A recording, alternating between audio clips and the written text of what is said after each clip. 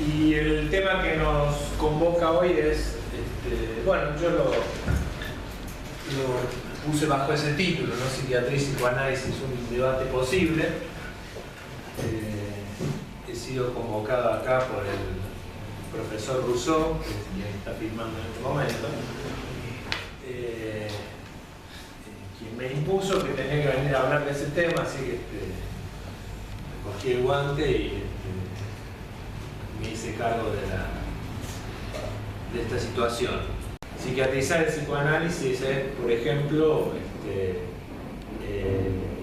extrapolar de términos de la psiquiatría para el psicoanálisis y hacerle decir lo uno al otro, ¿no?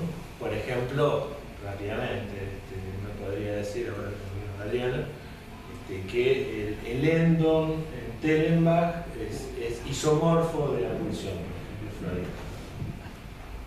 Y así, me podría utilizar ciertos términos para decir, bueno, eso que dice este autor psiquiatra ya está en el psicoanálisis. O bien psicoanalizar la psiquiatría, ¿no? Estoy hablando en términos de discurso. Recubrir con un discurso otro, ¿no? Recubrir con un lenguaje, como diría Jacobson, ¿no? Con un código el mensaje, un mensaje el código. En el caso, por ejemplo, de literalizar la ciencia de la naturaleza. Lo dice muy específicamente ya al inicio de uno de sus textos, ya que hablamos del proyecto. Dice, bueno, lo que intentamos acá, en este proyecto de psicología, es hacer una psicología como ciencia natural, ¿no?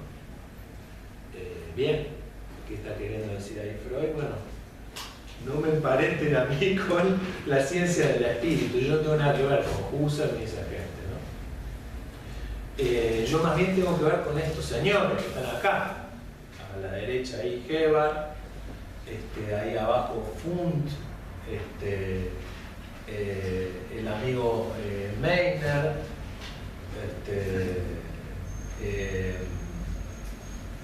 Hebar, Meitner, Fund. ¿Quién puse ahí? Yo no me acuerdo quién era. No lo reconozco, pero ustedes sabrán. Von Helmholtz, el fisicalismo de Von Helmholtz. Pará de hacerme así. No se me puede escapar alguna imagen. Uno que no se te escape. Podríamos haber puesto a Darwin ahí. ¿Por qué no? ¿Por qué no podríamos haber puesto a Darwin? Etcétera, ¿no? Es decir, todo un campo científico que poco tiene que ver con la ciencia del espíritu a grandes rasgos, ¿no es cierto? Porque uno podría decir que muchos de ellos estaban ligados a cierto vitalismo, ¿no? Fechner mismo. Hay un librito que salió hace poco de Fechner sobre el tema del alma. Yo tenía mucho más expectativa respecto a eso. Lo leí con fruición y fue una frustración total. Bien. Entonces, la aspiración es esa, ¿no? Acercarse hacia una ciencia de la naturaleza. Y bueno, ¿con qué método? ¿Bajo qué disciplina? Bueno, Freud va a establecer no una metafísica, sino una metapsicología. Muchos mirarán así como diciendo esto yo ya lo escuché, bueno, pero hay que decirlo, ¿no es cierto? Es la manera en que Freud encuentra ese rigor lógico, así como en Jasper, por ejemplo, el rigor de la psiquiatría lo encuentra en la psicopatología, ¿no? Que es el aspecto más científico, siendo que la psiquiatría para él es pericia, no es ciencia, ¿no? Es un saber hacer. Bueno, para Freud su ciencia, así como para Jasper es la psicopatología, para Freud es la metapsicología, ¿no? Aunque con esa metapsicología nosotros establecemos conceptos psicopatológicos muy sólidos, heredados del psicoanálisis, que los vamos a reutilizar en la práctica psiquiátrica, ¿sí? Bueno, un autor académico, universitario, muy esclarecedor para algunos de nosotros es Paul Laurent Assun, que ha trabajado mucho el tema de la epistemología del psicoanálisis, por no nombrarlo ya conocido, Paul Bergerie, por ejemplo, en la génesis de los conceptos freudianos. Bueno, Paul Laurent Assun dice que es necesario hablar de una epistemología freudiana, ¿no? Y no psicoanalítica, porque no podría despegar, digamos, el nombre de Freud de cierta cosecha de pensamiento del psicoanálisis. Y por eso él piensa que no puede despegarse de todos estos autores de aspiración muy cientificista, ¿no? Como le decía, muy ligado a la física, incluso a la termodinámica, a los procesos anatomopatológicos, a la neurología, a la medicina, etc.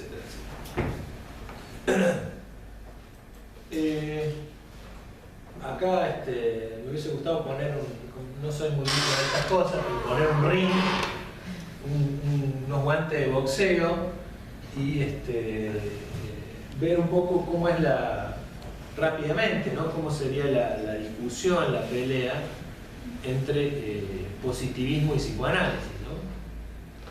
Puesto que este señor que está en el medio, que se llamó Karl Popper, ustedes lo conocen, es el que propone que no habría, digamos, un comportamiento humano que la ciencia no pueda explicar.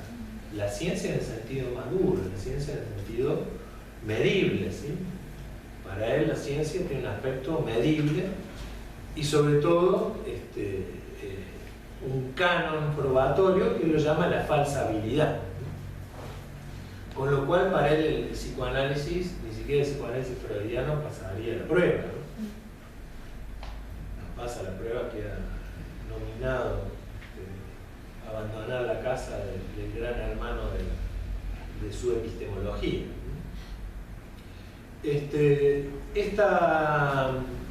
Esta cuestión en Popper hace que el hecho clínico, que tiene como base sólida la observación,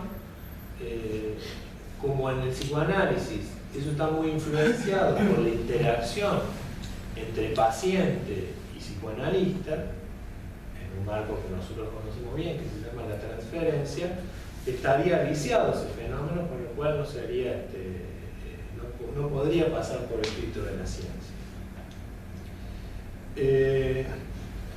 Hay diferencias que tienen que ver fundamentalmente con una idea que el psicoanálisis está muy emparentada, que es la idea de las condiciones de verdad, digamos, de las cuales se nutre la teoría y que hace que los objetos inertes, como los objetos de la física, no sean afines en este caso al psicoanálisis. ¿Por qué? Porque lo que vamos a ver es que la ciencia lo que rechaza es precisamente al sujeto de esta interacción, que es el sujeto mismo, es el sujeto humano, que es aquel que está causado por alguna verdad.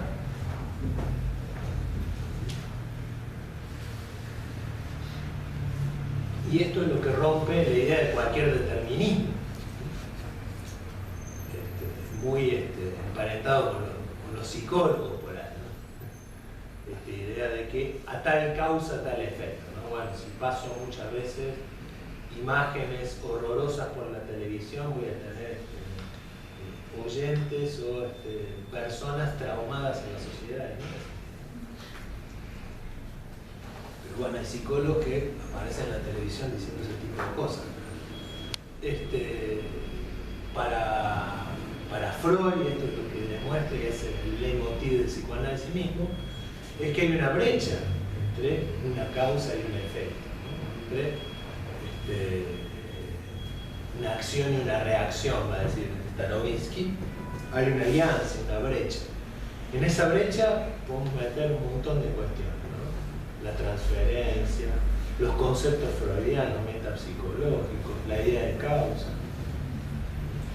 Y sobre todo porque lo que está en causa ahí es una verdad. Entonces uno puede analizar, por ejemplo, los fantasmas inconscientes de una persona, y como podría ser el psicólogo que era pedófilo, ¿no? Y hacer conjeturas acerca de un comportamiento, ¿no es cierto?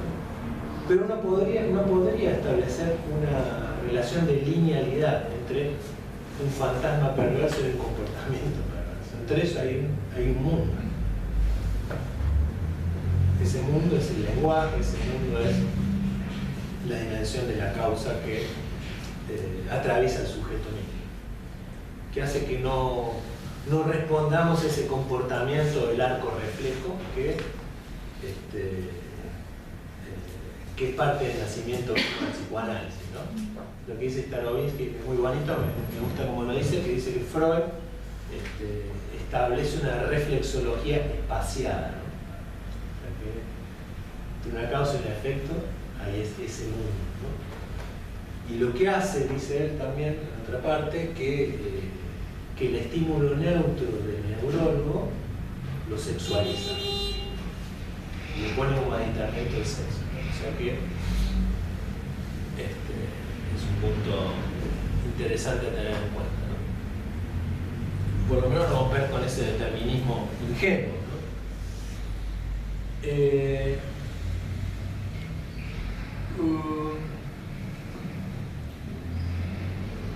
Con lo cual una epistemología que se adecue al psicoanálisis y no simplemente sea una derivación vacía del positivismo, no puede acotarse entonces a una causalidad meramente empírica. Tiene que pasar por esa articulación que veíamos entre verdad y causalidad. Del hecho de que el hombre está atravesado por el lenguaje, ¿sí? Diversamente de lo que es un animal que tiene instinto, el hombre más bien no está obligado a obedecer al instinto. Por eso Freud acuña el término pulsión, que es un término absolutamente epistemológico. Si ustedes leen Pulsiones y destinos de la pulsión, o Pulsiones y su destino, toda la primera página es un libreto de epistemología, ¿no? Para Freud, de cómo se acuñan los conceptos para él en la ciencia, cómo él va a acuñar los conceptos en psicoanálisis y qué valor de uso van a tener para él. Cómo rompe él ahí con el determinismo. Y bueno, que el hombre no esté obligado a obedecer al instinto significa que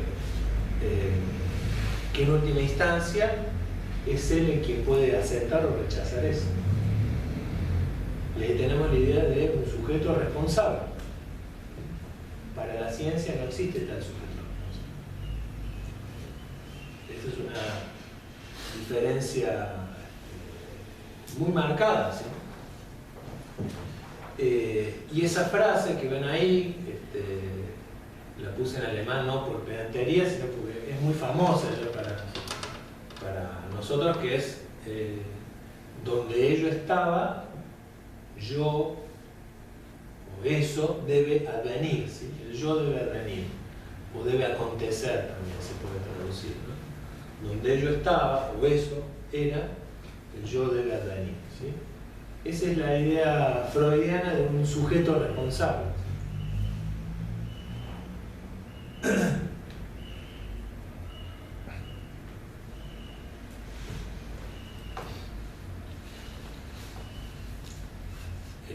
Bueno, voy a ir rápidamente para no...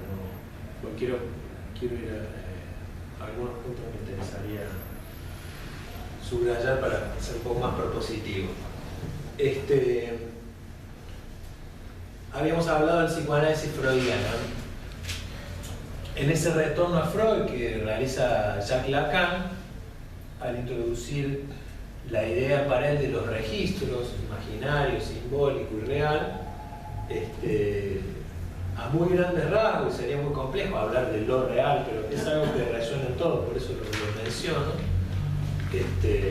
Por supuesto no es lo mismo concepto de real al inicio de la enseñanza que es el final, pero por lo menos plantear que para el psicoanálisis, eso que Jacques Lacan llama lo real, por lo menos no es ni evidente ni observable. Este es un punto fundamental, digamos, captar.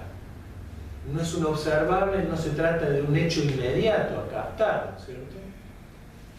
No se trata de nada evidente, no hay ninguna evidencia de lo real. La evidencia de lo real sería la trampa del positivismo.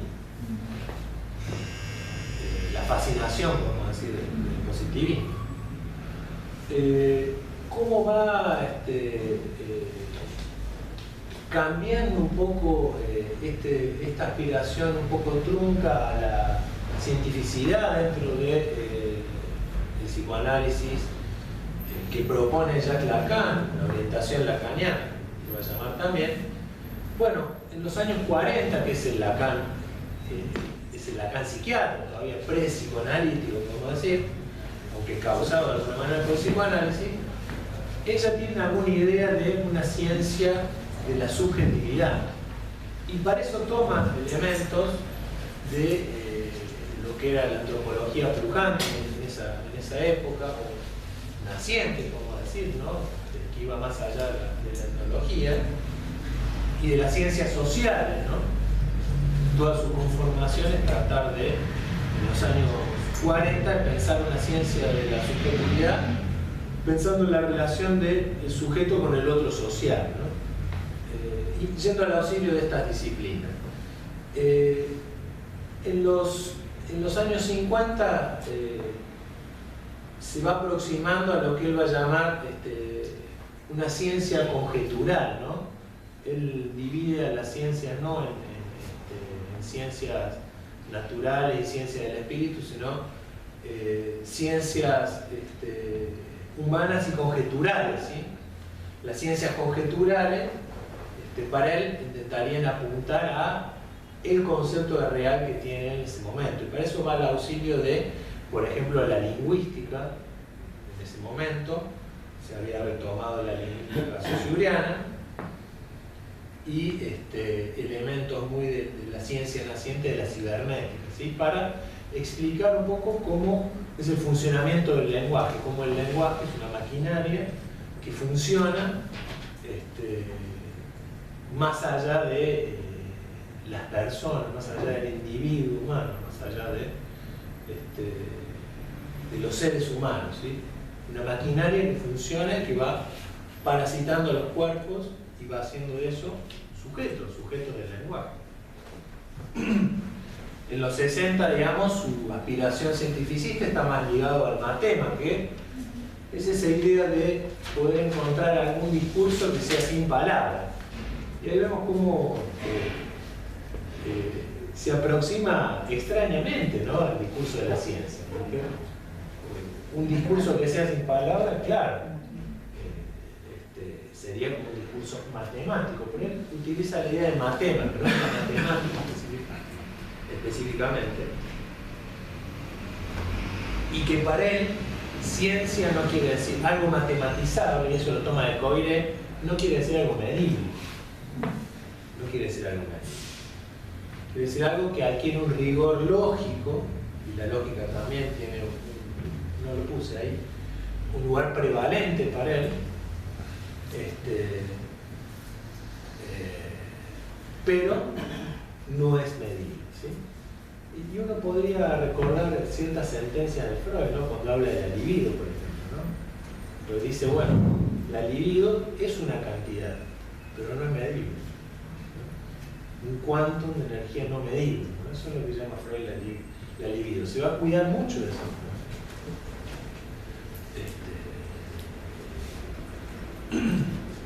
Entonces, en los 60 también está algo ahí que no puse, que es la lógica.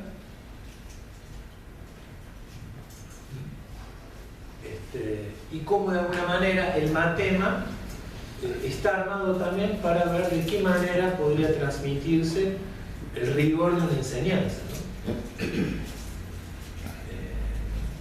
Cómo podría transmitirse el rigor de una enseñanza sin tener que utilizar palabras. evitando de alguna manera el equívoco del lenguaje. Bueno, es un poco el reverso de la ciencia, ¿no?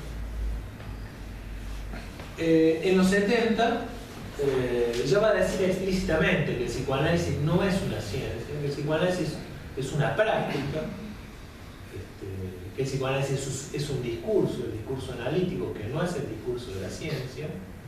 Para él va a haber 4 discursos: el discurso analítico, el discurso histérico, el discurso del amo, el discurso, ¿no?, universitario, y bueno, va a proponer también un 5.º discurso, que sería el discurso de la ciencia. El discurso capitalista, perdón, y también en algún momento va a hablar del discurso de la ciencia. ¿Sí? Está bien dicho así. Bueno, el psicoanálisis no es una ciencia, es una práctica y un discurso, y utiliza como rudimento una geometría no medible, que sería esa topología, ¿no? Como de alguna manera poder transmitir el rigor de una disciplina con un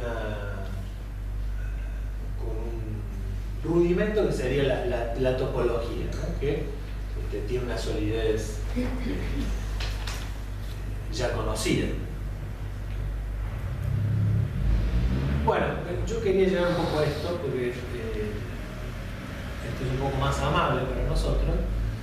Digamos, De lo importante que es hablar con la gente, todo esto, todo lo otro, todo aquello. Y después estaba 200 de la neurona. Claro. Cuando vos ves los papers que él publica, vos fíjate no lo que dice, sino lo que escribe. Entonces vos tenés todo el track record de Seeger. Entonces cuando vos ves que él dice eso, pero por otro lado lo único que escribe es de cuestiones que tienen que ver con la industria farmacéutica y todo lo que él hace está sostenido por la industria farmacéutica, vos ahí detectás que hay una incongruencia entre lo que el señor está diciendo ahora y todo lo que hizo. ¿Se entiende? Entonces, Emilio lo dijo, son tiempos donde las polémicas están silenciadas, donde el que juega en Boca después lo fue a jugar a River, por ejemplo, cosa que antes no pasaba, y nadie discute con nadie. Pensá que, por ejemplo, en el coloquio de Bonneval, no sé, Arguey, Lacan, eso no existe más. Ahora en los congresos, esto pase usted, pase usted, pase usted. Entonces, me parece que hay que hacer como una lectura bastante fina de la situación. Y en ese sentido yo creo que Emilio está aportando, porque es más lo que no dice que lo que dice. No, sí, sí, en yo relación, pero por eso me porque... parece importante que la lectura, como dice a veces Emilio, que la lectura que uno haga de lo que sea no sea ingenua. Porque parece que hay como una ingenuidad donde yo puedo decir, no, yo soy un investigador neurobiológico, te digo. Claro, por eso, si no, vos pones Matusevich y vas a ver, decir, ¿qué? Neurobiología de que uno dice cualquier cosa. Digo, y esto es lo que Bourdieu habla, es vigilancia epistemológica. O sea, ¿qué es la vigilancia epistemológica? Saber quién te está hablando. Vos sabés si él es Bacheto, capaz que no, es un loco que se escapó de Oppendorf, vino, habló, ¿quién lo conoce a él? O sea, cuando uno escucha a alguien, debería de alguna manera saber a quién está escuchando y desde qué lugar está hablando para poder tener otra posición. A esto Pierre Bourdieu lo llamaba vigilancia epistemológica. Yo creo que es re importante en estos tiempos. ¿Viste? Porque es cierto, dice que eso hay un montón de cosas. No existe como una división, igual como a mí me gusta la neurociencia, me dedico a eso y después que los otros hablen con el paciente. Pero yo estoy de acuerdo con que hablen y lo derivo y lo digo. Ay, me parece que también... No sé, pero más un poco el esfuerzo de lectura que habla Daniel, porque uno podría leer eso en términos literales o en términos metafóricos, volvemos a lo mismo, ¿no? Por ejemplo, hemos trabajado en algún tiempo el texto de Sitkin Kapoor, ¿no? Que nos había pasado Aníbal Gauchou, que es un neurobiólogo, ¿cierto? Que habla de, bueno, es un investigador de neuroeléctrico, ¿no? Pero uno puede leer el texto sobre la psicosis, se llama la psicosis como un fenómeno de saliencia aberrante, ¿no? Uno puede leer ese texto de manera literal o metafórica, en el sentido de que lo que él está hablando es absolutamente clínico y es el fenómeno de significación personal de Neisser. Está hablando en términos de lenguaje, pero en clave neurobiológica. Ahora, si uno se fascina con la neurociencia, no entiende lo que el tipo está diciendo. Está diciendo, por ejemplo, es llamativo que cuando alguien entra a un lugar y ve un público absolutamente nuevo mirando y demás, eso es un fenómeno muy enigmático. Y eso queda en la memoria de alguien. Dice, para la gente corriente eso pasa desapercibido, para el psicótico eso queda en la memoria, queda como una marca. Con eso alguien empieza a delirar, ¿no? El fenómeno de significación enigmática. Con alguien empieza a delirar, y se le da un neuroléptico, se calma, deja de delirar. Pero si yo le saco el neuroléptico, vuelve al mismo lugar, retorna al mismo lugar. Esa es una noción de real muy estricta, ¿no? Bueno, dice, él vuelve a esa memoria de la significación, de esa significación enigmática. Y lo explica todo, estoy resumiendo muchísimo, pero lo explica todo en clave neurobiológica, es notable, ¿no? Pero uno lo podría leer literalmente, lo podría leer metafóricamente, ¿no? O sea, no se trata de decir, este es un pelotudo que habla en clave. No, porque aparte es un tipo muy serio, que investiga seriamente, que investiga sobre cosas que después uno como psiquiatra también utiliza, ¿no? Los neurolépticos. Así la parte lee técnicamente de manera muy estricta. Sí, no, sí, él lee todo igual. Estoy pensando que es verdad, las cosas que puede decir, sí, por ejemplo, lo he escuchado decir, el cerebro no es una bolsa donde uno tira antidepresivos y aumenta los neurotransmisores y chao, sino que la función de la terapia sería conducir esos neurotransmisores por donde tienen que... Claro, es verdad. Es decir, que hacer no está el sujeto responsable, no está el sujeto... No hay ni idea de eso. Por eso no es independiente de qué posición tenemos respecto al lenguaje. Sepamos la lingüística, sepamos, ¿no? Determinadas cuestiones. Y algo que dice Huertas que a mí me resultó muy interesante para nuestro capítulo, ¿no? Porque lo dice él mucho mejor que lo podría decir un psicoanalista. Él dice que la noción de síntoma que tengamos, en función de esto, ¿no? Si instrumento o este esfuerzo de autoterapéutico y demás, que la noción de síntoma va también acompañado de la noción de historia que se maneja. La noción de historia que se maneja. Y también tomando lo que decís, también algo que en el psicoanálisis está presente, la noción de captura ética.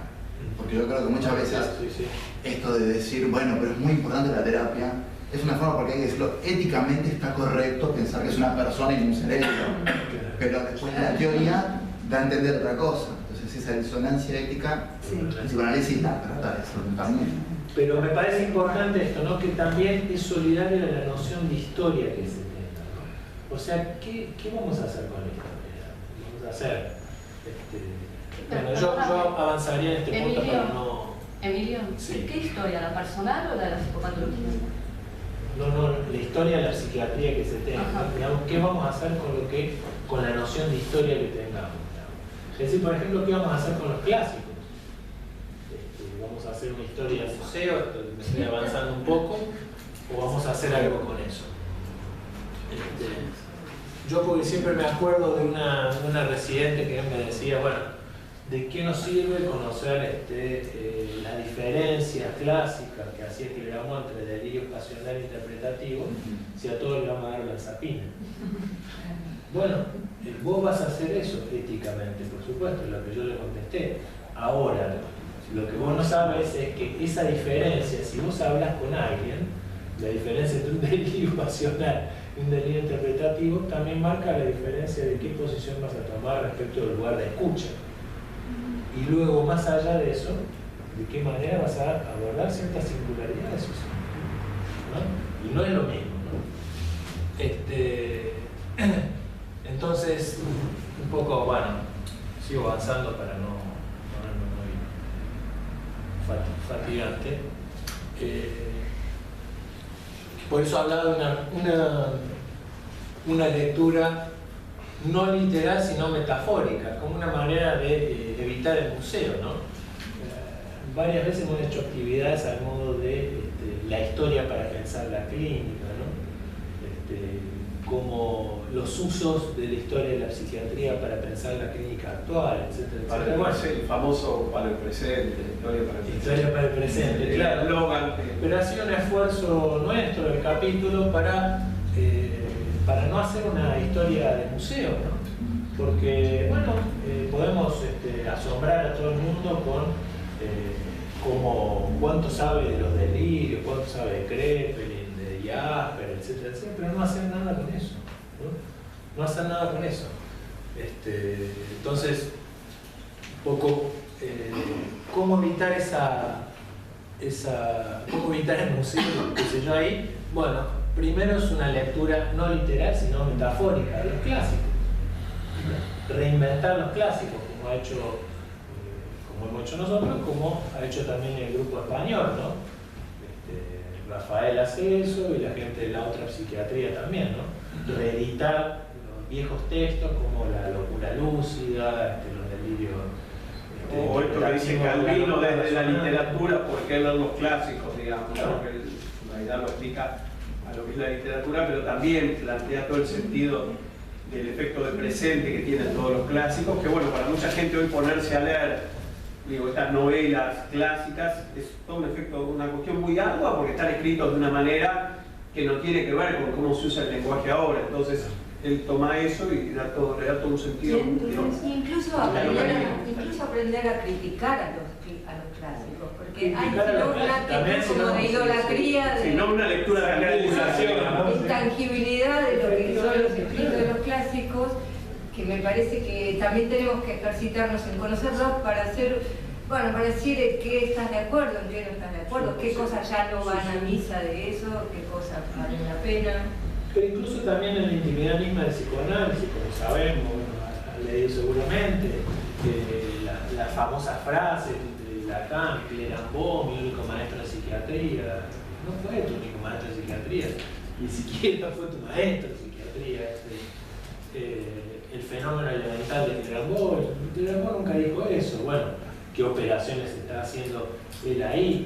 El automatismo mental, bueno, tampoco es ese núcleo parásito a partir del cual se forma una personalidad neoplásica, y ahí yo lo voy a criticar a Clérambault. Bueno, Clérambault dice también que el delirio es un fenómeno también tan elemental como el pequeño automatismo mental, ¿no? Que el delirio también podría ser primario, lo dice más adelante Clérambault, y Lacan no lo lee, eso no lo quiere leer. Bueno, ciertos debates que nos merecemos también a la luz de hacia adentro del psicoanálisis. Entonces, también me parece, perdón, los clásicos, como decías antes, la conjunción del discurso psiquiátrico clásico que escucha al loco, ¿no? Que hace una especie de, no de fusión, sino de que está escuchando la lengua del loco y ahí construyendo su propio discurso como el censo de una disciplina. Por eso creo que también nuestro intercambio, nuestra posición de discusión con esa psiquiatría tiene otro valor que con lo que voy a llamar la psiquiatría muda. Claro. Que tendríamos que ir al laboratorio de psicofarmacología o a, no sé, al aparato de neuroimágenes para poder... Igual depende de qué clase. Yo una vez estuve... Una vez estuve en una charla que no recuerdo dónde era, no importa, donde era patognomónico de esto que quiero decir, que los tipos ponían ahí en la pantalla un resonador magnético, y en la entrada del resonador había un diván. Como una especie de síntesis delirante. Claro, si llegara a entrar en el diván, que no entraba, una fusión no tipo que iban a lograr, claro, ubicar qué, datos para un tapicero, pero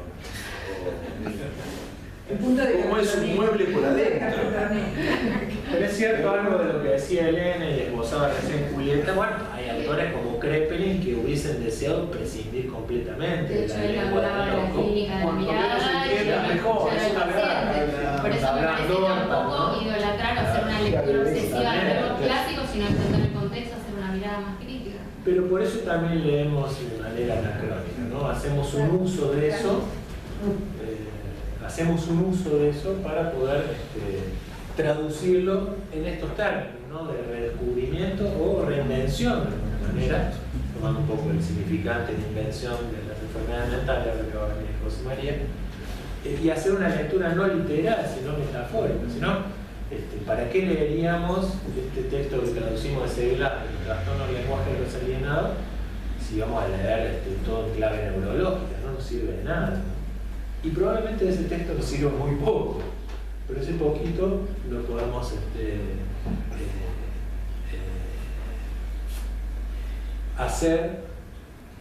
transformar en esta clínica de los efectos de creación subjetiva, ¿no?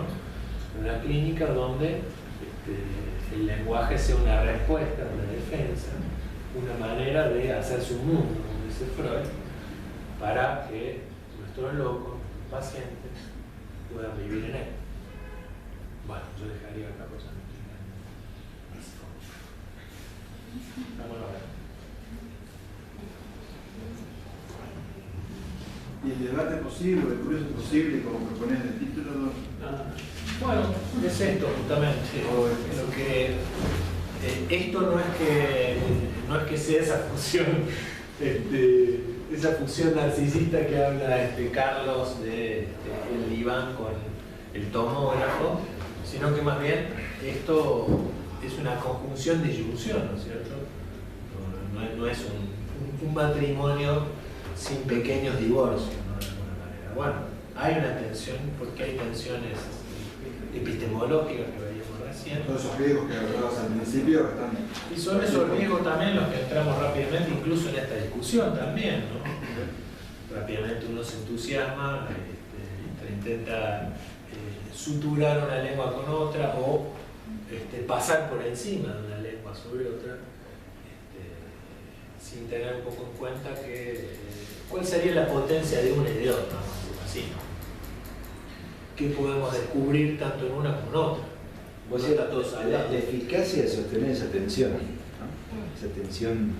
Exactamente. Yo pondría también en la intersección la posición subjetiva del clínico, que lo has venido diciendo de alguna manera, pero bueno, lo quiero como recalcar más, porque en definitiva, a partir de lo que comentaba Adriana, digamos, que el lenguaje instrumento, que ese metalenguaje de Berlioz, es de Berlioz, ¿no? Y que el que dice difusión del pensamiento o emisión de pensamiento es, no me acuerdo, de Jacques Snyder. Es de Snyder, pero mucha gente dice, muchos pacientes dicen algo muy parecido a eso, que no se han escuchado entre sí, por lo tanto no es el resultado de una imitación, y este tipo tuvo, es más, él el inventor, digamos, del sintagma. Totalmente, es una fusión del pensamiento. Es esa fusión de la lengua del psiquiatra con la de su propio. Claro. Y creo que... Claro. Bueno, Y en cada movimiento, a esto voy, digamos, ¿cuál sería la posición que conviene al clínico para no hacer un relato metalingüístico y totalmente exterior a lo que escucha en la clínica y a la vez hacer una ciencia o un trabajo científico en el sentido de que es consensuado por sus pares, o sea, tiene que colar en la comunidad de colegas lo que uno articula críticamente y teoriza? Y en cada movimiento de eso, de esto que estás nombrando, ¿no hay algo de eclecticismo que a la vez también es un riesgo y que da un poco de miedo caer en eso? Pero esta tensión, esta ida y vuelta, este circular permanente, aún entre paciente y paciente, si lo veo yo al consultorio, ¿no reviste algo de eclecticismo? Sí, el eclecticismo yo lo tomaba en términos de... bueno, no importa.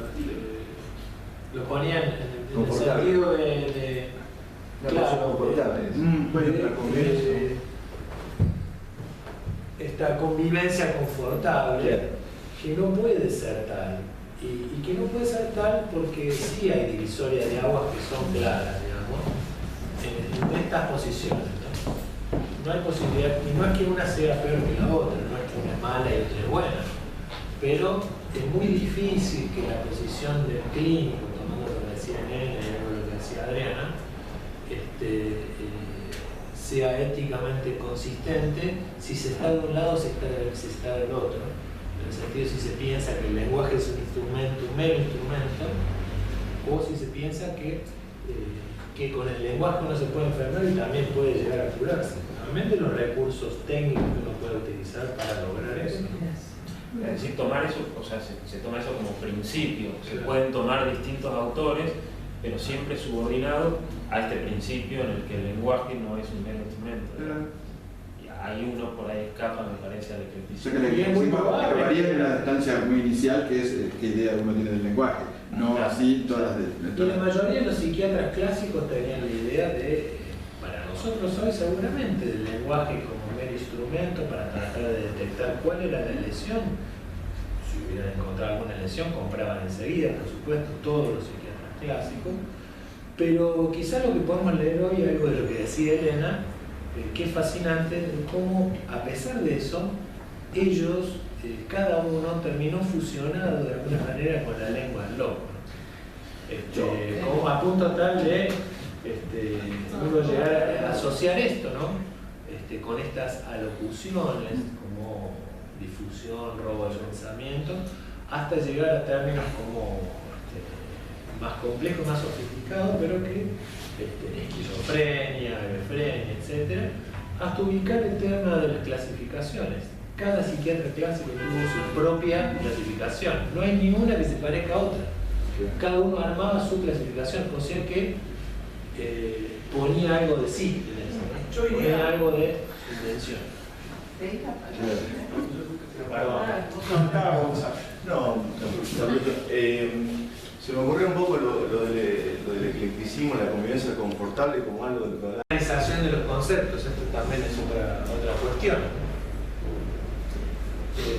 Bueno, habría que ver, digamos, incluso a la luz de lo que se propone como el lema del próximo congreso, ¿no? Esta función psicoterapéutica del psiquiatra, ¿qué querrá decir eso, ¿no?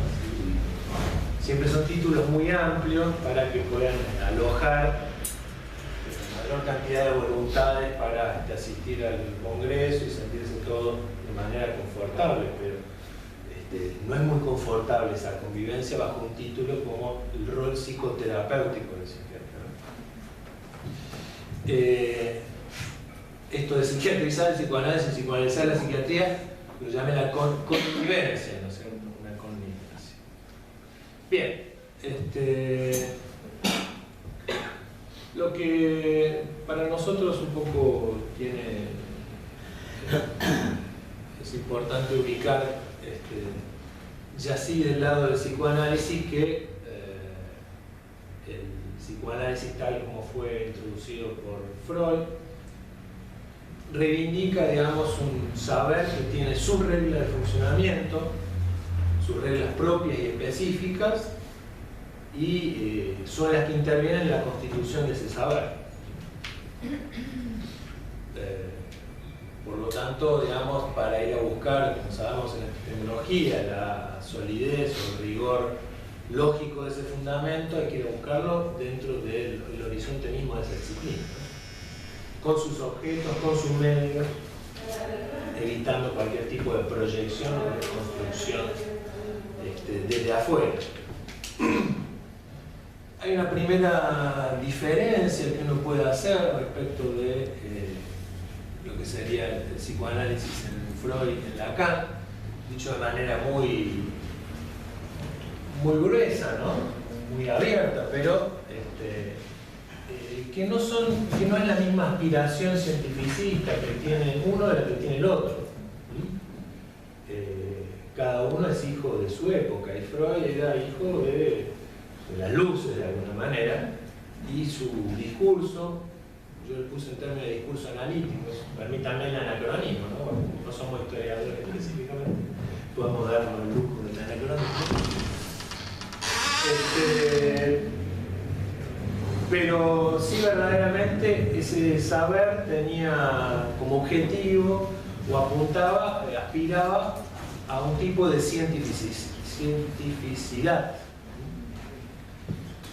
que no era la misma posición en Jacques Lacan, que aunque fue variando, por supuesto, fue matizando su posición, quizás con una aspiración cientificista mucho mayor al inicio de su enseñanza o al inicio de sus inquietudes como psiquiatra, a irse diluyendo, vamos a decir así, hacia el final de la enseñanza o tomando otro cariz. Una de las divergencias que son antinomias que subyacen, se podría pensar qué nivel de interpelación le supone uno a la psicosis, digamos, si es algo que lo podemos pensar como insoluble, como que no hay una dimensión temporal a la cual la ciencia va a responder en algún momento, o que es algo estructural inherente al sujeto parlante, digamos, al humano, por lo cual nos las vamos a tener que ver permanentemente con sus diferentes características y singularidades. Eso me parece que subyace, y hablo de la psicosis como el objeto del psiquiatra, digamos, sobre todo. Pero, ¿qué posición hay en relación a eso? Si es algo reductible, domesticable, o bien es algo que nos va a interpelar permanentemente, establecido, digamos, en un punto en nuestro saber. En este discurso que da la Cana a los psiquiatras, donde apunta a eso. Bueno, le dice, el loco tiene que ver con ustedes, le dice a los psiquiatras. Y tiene que ver con ustedes porque eso los angustia. Y si les angustia, es porque les concierne. No se ha dado una idea de prácticamente el loco como un fenómeno elemental del psiquiatra. Y eso les concierne a ustedes. Y les concierne porque les angustia. Y ahí dice, bueno, ustedes piensan que de eso van a salir rápidamente intentando comprender al loco. Bueno, no hay nada para comprender. No hay nada para comprender, sino que es un problema, no es un problema del sentido, sino como del sinsentido surge el hecho subjetivo singular, ¿no? El hecho subjetivo singular, ¿no? El efecto de creación. Entonces la interpelación a los psiquiatras, sí, yo creo que sí, en ese punto sí. Y uno se sorprende cuando supervisando a los residentes y uno mismo pensando siendo residente, si no hubiese angustia ante la locura, ¿no? Porque estás en el loquero, en el manicomio, uno se sorprende cuando hay psiquiatras que no se angustian, o psiquiatras que no encuentran alguna salida a eso por otro lado, pero empieza a pensar, ¿no? Bueno, la salida de todo todo el eso con el manicomio Victoria lo de psicofármaco rápido y para tapar de la angustia, ¿no? Ahí, compañera, Carissa con sus amigos. Yo quería trabajo, no, apunta eso, la angustia. Primero me tiene que hablar, así que no puedo. No, hay otra. Que no un sitio. Hay otra línea. No, había otro camino que me parece interesante, que por ahí, bueno, uno va por uno, uno va por otro, no sé por dos, pero que por ahí es no digamos un hallazgo de lo que vos decís, pero digamos que por ahí es una buena pista. Que esto creo que no lo dijiste nunca, por lo menos yo no lo escuché. Igual trato de no escuchar las cosas que vos decís, pero bueno, ¿qué es esto de la psiquiatría muda? A mí esto me parece que está muy bueno y es muy interesante y tiene como distintas posibilidades de ser pensado. Una de las posibilidades, que es la que a mí más me divierte, es esto de que si ustedes se ponen a mirar, no hay más historias de pacientes. Entonces, los que están mudos son los psiquiatras, pero también los que están mudos son los pacientes. Entonces, en ese sentido, nosotros venimos ya en el capítulo elaborando hace unos cuantos años, muchos, con toda esta cuestión que ahora se está poniendo de moda. Digamos, nosotros siempre tratamos de ir, de corrernos de lo que tiene que ver con la moda, como que pareciera que para nuestro grupo no es un lugar que nos gusta. Bueno, que tiene que ver con la narrativa, ¿no? Y tiene que ver con las historias. Y a mí me parece que esa parte es muy importante, porque todo esto que vos planteás, digamos, en clave más psicoanalítica, también se sostienen las historias, digamos. Entonces, si no hay historia, no hay pacientes, si no hay historia, no hay psiquiatra, y están todos mudos. Y entonces cuando uno va a las distintas charlas en los distintos congresos, ve que no se habla de las historias de lo que le pasa a las personas, sino se habla de, no sé, cosas muy extrañas, neurotransmisores, o todo un checklist, todas unas listas de cosas como deprimido, ponele, o con delirio, como si deprimido quisiera, como si tengo un auto, si yo estoy deprimido, qué sé yo, ¿viste? Entonces uno ahí empieza, digo, en ese sentido yo pensaba lo que vos decías de la psiquiatría muda, y me parece que está bueno y me parece que habría que darle más volumen, ¿no? O sea, en los desarrollos posteriores del capítulo. Hay un pasaje en la tesis de Lacan que es muy de la época, de la tesis de psiquiatría, ¿no?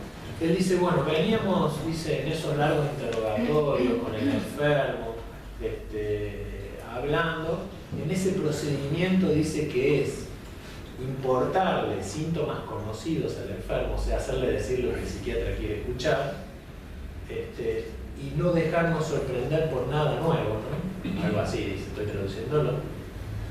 Hasta que de repente, para nuestra sorpresa, nos encontramos escuchando al enfermo.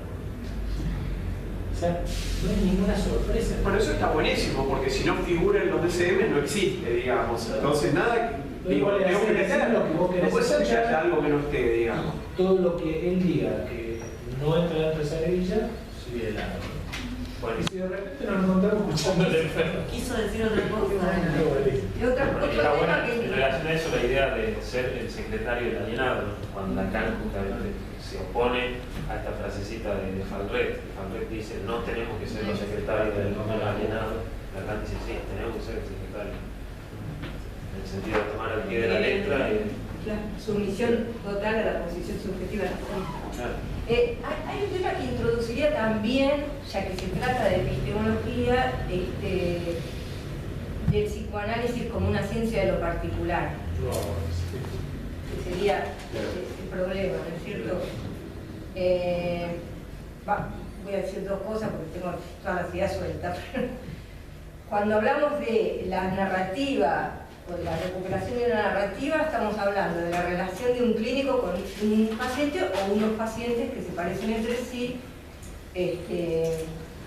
y establece o juzga que hay una idea que le permite hacer aproximaciones. No es solo crear historias de vida, también es crear una idea sintomatológica común. Claro. Esa era como la producción del saber psiquiátrico antes de la importancia del coeficiente kappa. Por poner un hito, puede haber otros antes, pero es decir, antes de que la estadística decidiera la agrupación de síntomas, lo que estaba presente era la narrativa que recuperaba o que conjuntamente se engendraba en el diálogo del paciente con el médico o con el psiquiatra. Que se sabía que no podía existir una Ahora presentación suelta, que tenía que estar el psiquiatra para escuchar. Pero quiero decir, hay un problema de metodología en la producción del saber científico o del saber psiquiátrico que ha variado abismalmente. Sí. Entonces, el mutismo de las ciencias es el lenguaje de la estadística. Sí. Entonces habría que introducir también eso, si es posible recuperar una forma narrativa de la psiquiatría para la transmisión de conocimiento o no, o eso queda limitado a contarse casos individuales. O sea, se puede hacer en el siglo XXI.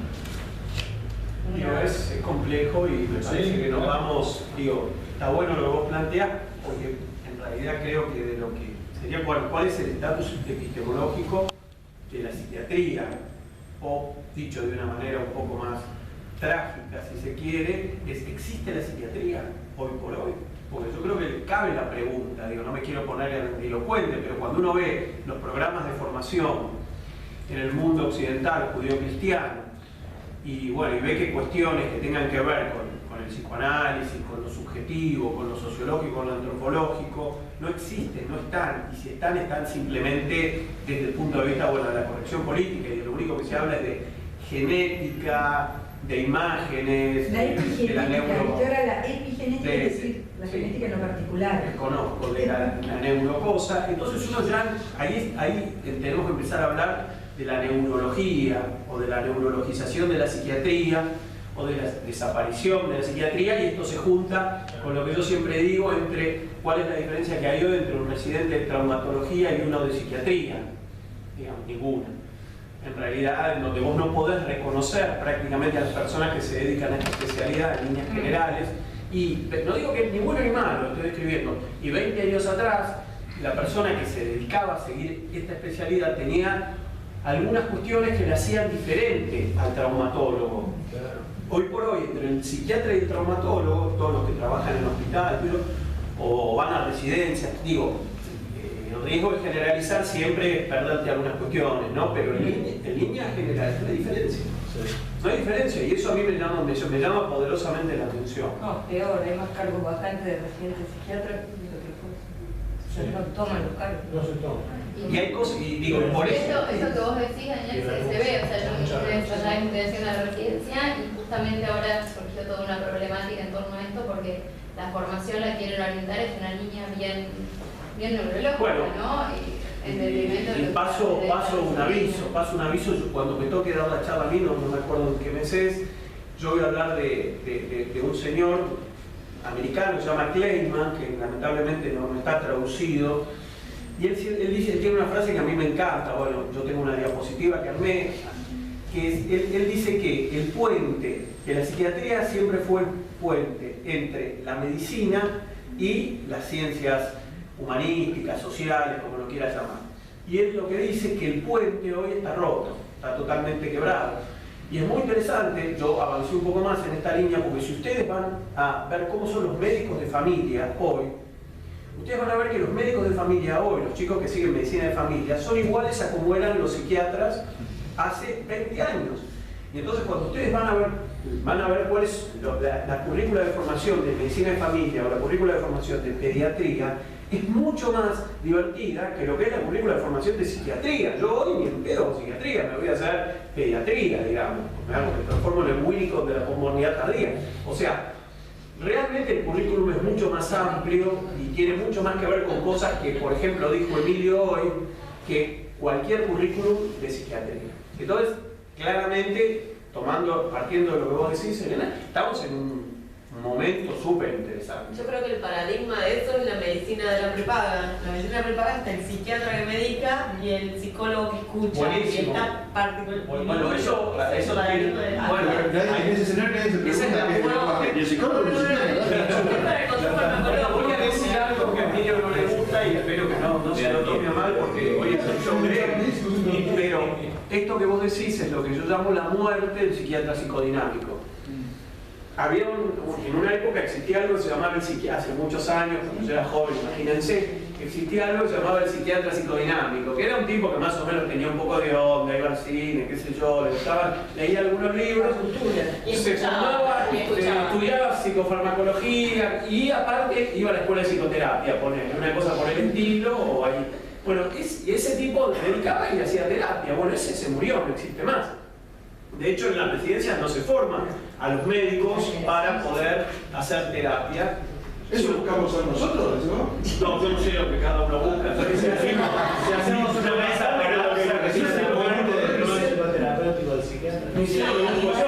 Pero quiero decir, se genera como un montón de. Y la cabrera mate. No, hacemos una mesa que era la muerte de pronósticos terapéuticos. Bueno, el Congreso va a hablar de esto, se supone, con poca de otra cosa. Sí.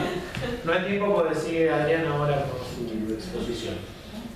Bueno, hacemos un pequeño break.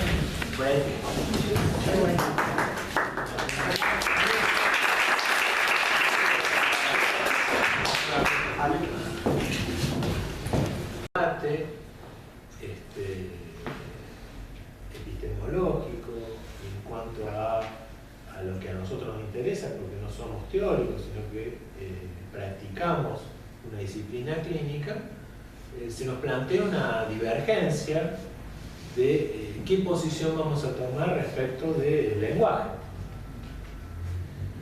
Hay un automarketing del libro de lenguaje y psicopatología, pero porque, bueno, un poco lo que quiero transmitir es eso. No me interesa hacer prensa del libro, sino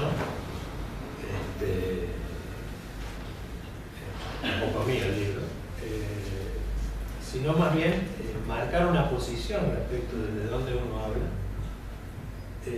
Y acá hay una divergencia, ¿no? Hay una divisoria de aguas. Si uno piensa que el lenguaje puede ser un instrumento, o el lenguaje, en líneas generales, tiene que ver con el patos, ¿no? El patos mucho más allá del sufrimiento, también puede ser la pasión, también puede ser el aspecto patogénico que puede tomar para uno. ¿Qué pasó? ¿Te censuraste? ¿Eh? ¿Están gritando?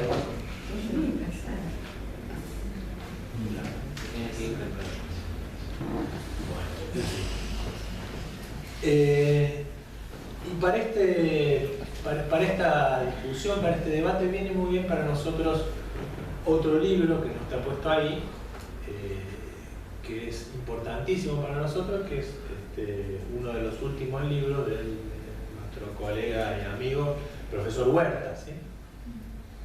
Él tiene un capítulo dentro del libro Historia Cultural de la Psiquiatría, donde va a marcar un poco el espíritu de lo que queremos, de dónde nos vamos a posicionar cuando queremos discutir sobre este asunto. Es decir, si el lenguaje para nosotros va a ser un instrumento o va a tener un carácter patogénico, autoterapéutico, efecto de creación o de defensa para los sujetos, ¿sí? ¿Por qué se nos plantea esta divergencia? Bueno, porque en la psiquiatría actual además está decir que se ha transformado en una práctica muda. Ya nadie hace hablar a los pacientes, porque convenamos que hacer hablar y escuchar no quiere decir que alguien nos diga depresión y nosotros digamos sí, está deprimido. Y si hay algo que nos ha mostrado la psiquiatría clásica, es poder ir más allá de las evidencias, franquear lo evidente para ir a buscar cuál es la estructura del fenómeno, ¿sí? Seguramente era un modo de utilizar el lenguaje como un instrumento, pero también en esa búsqueda tan motivada, tan entusiasmada por parte de los psiquiatras clásicos, hubo muchos efectos de creación, y ya lo vamos a ver. Para nosotros lo que es evidente es que no hay nada evidente, ¿no? Tomando un poco el paradigma de la medicina basada en la evidencia, y que acá nuestra colega Elena Levi-Yeyati ha trabajado ampliamente, y parte de su tesis doctoral sobre el tema del estrés postraumático lo va surcando en varios aspectos. Lo hemos charlado cuando ella presentó el libro.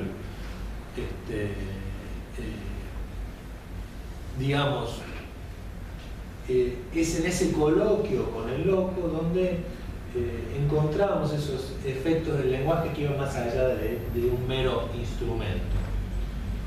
Digo esto porque todo ese capítulo del profesor Huerta, que no me acuerdo cómo se titula, pero lo tengo bien presente,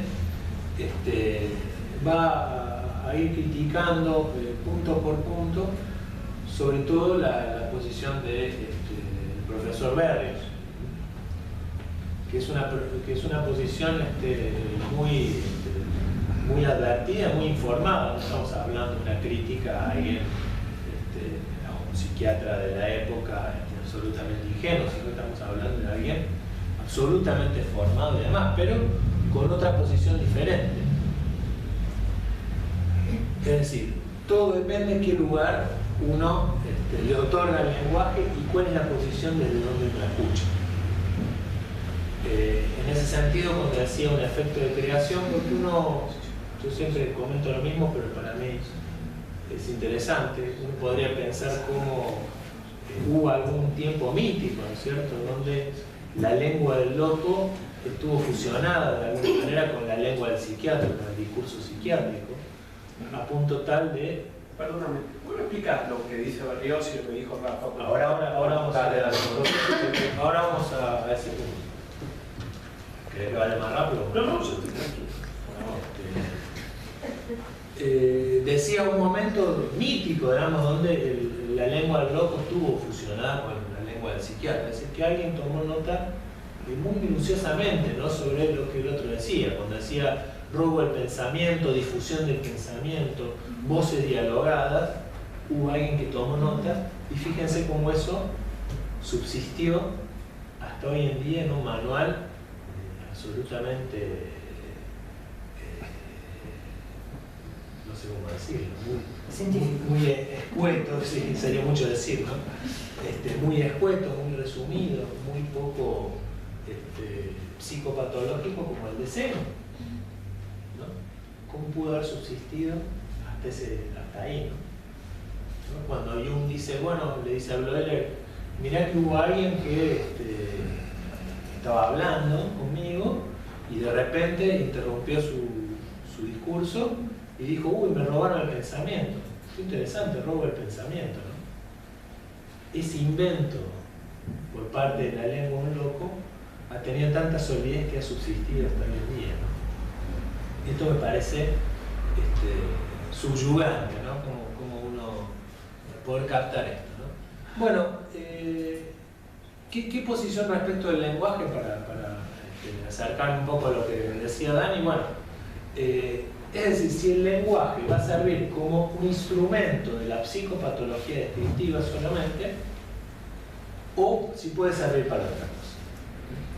Y es en este punto donde se va a adentrar con mucho cuidado, con mucho respeto, de una manera muy cuidadosa Rafael Werner, ¿no?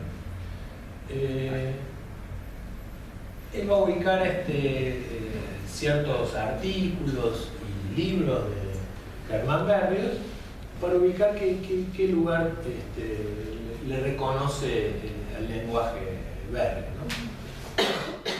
Berrios dice algo que es muy cierto. Estamos asistiendo a una época donde se han diluido los conceptos, ¿no?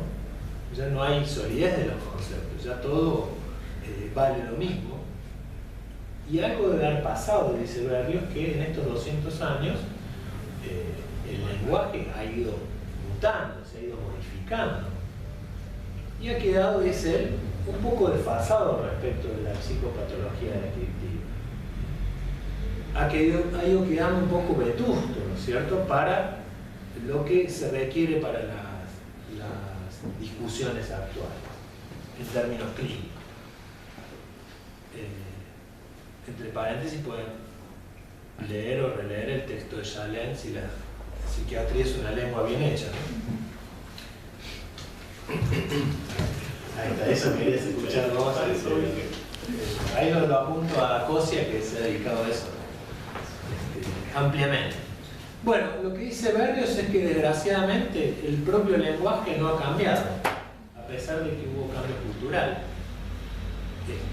¿Por qué no cambió? Dice, bueno, porque se pensó que el lenguaje ya estaba cerrado, que era absolutamente transparente y que era muy completo como para dar cuenta de los fenómenos. Esta rigidez, así lo llama, ha hecho que se perdiera lo que él ubica como una calibración, ¿no? Una calibración. Y esa pérdida de calibración lo que ha impedido, según Berrios, es la posibilidad de descubrir nuevos síntomas mentales. Parece plausible, digamos, lo que él ubica aquí, ¿no? Pero fíjense un poco más adelante. Él dice que lo que ha llevado a esto es a una situación en la que el lenguaje no es lo bastante bueno para afrontar las nuevas necesidades de las modernas técnicas como mapeado cerebral, neuroimagen funcional y redes neuronales.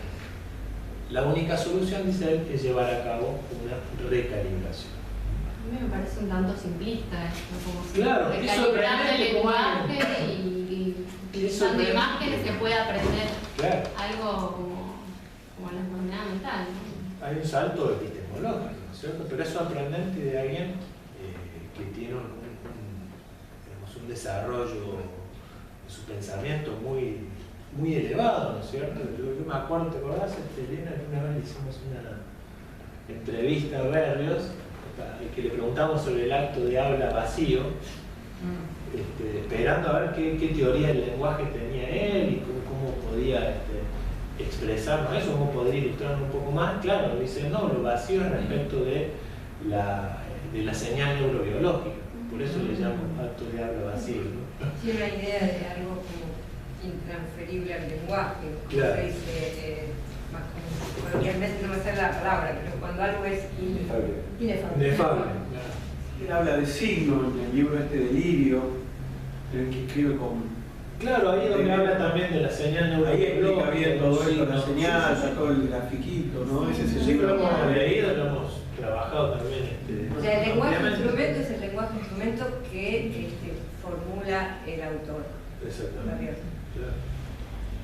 Entonces, Bueno, bueno, en Inglaterra, en Cambridge. en Cambridge, es la escuela de Cambridge, ¿no? Esta es la posición de un hombre, pero que bajo el nombre de él responde toda una escuela, ¿no? La escuela de Cambridge, que si lo traemos a él, porque es alguien con quien podemos discutir. Hay otra gente con quien directamente no podemos discutir, porque nuestro pensamiento es tan elevado que no podemos discutir, o porque los otros ni siquiera hablan, o sea que tampoco podemos discutir. Como señala... Emilio, una pregunta, ¿se puede hacer o después? ¿Se puede hacer ahora en el curso? Sí, como quieras. Cuando empezaste a plantearlo del lenguaje como instrumento o patos, yo entendí que estabas ubicado desde el punto de vista de la primera persona, o sea, desde el punto de vista del paciente que habla. Y ahora cuando fuiste a Berrios, estás hablando desde el punto de vista de la tercera persona, es decir, desde un metadiscurso que tiene un lenguaje técnico para hablar acerca de lo que habla el paciente.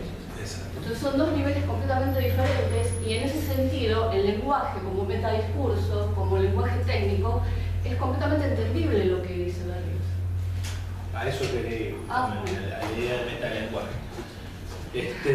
Lo que ubica ahí Huertas es de qué manera, digamos, esta posición es una vieja pretensión de hacer entrar dentro del paradigma biomédico a la psiquiatría clásica, es decir, retraducir esa dimensión clásica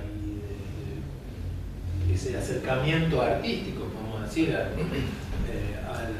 enfermo, en ese coloquio con el loco tan singular, a elementos que se aproximan a la medicina interna, ¿no? Y lo dice de una manera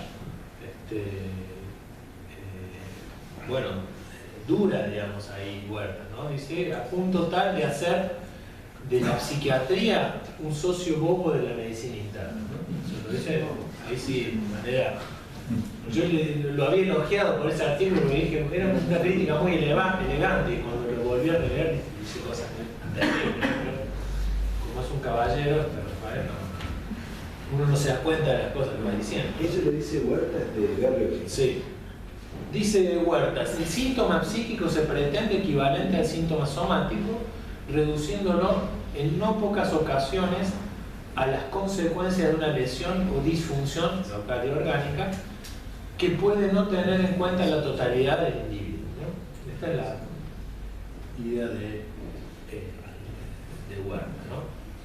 Bueno, entonces, ¿cómo se lleva a cabo esa recalibración? Mediante ciertos elementos que trae de la ciencia y de la estadística, como por ejemplo el cociente kappa, que tanto conocemos nosotros, ¿no? Que eso le daría fiabilidad, ¿no es cierto? Fiabilidad es el término, como confiabilidad a la disciplina, aunque para nosotros tenga poca validez, digamos así. Este esfuerzo de calibración lo que tiene como objetivo es lograr entonces aislar, digamos, identificar, distinguir lo que se llama la señal neurobiológica. Esto es un continuo que viene sosteniendo Huerta en aquel libro de Delirio, pasando por todos estos artículos, Berrios, dije Huerta, Berrios, el libro de Delirio, el famoso artículo sobre el acto de habla vacío, más la historia de los síntomas mentales, etc. Esta señal neurobiológica es lo que subyace en todo síntoma, y lo que él hace es intentar separarla de ese ruido de fondo, ¿no? ¿Qué es el ruido de fondo? Es el lenguaje, los factores psicológicos, antropológicos, culturales, sociales, etc.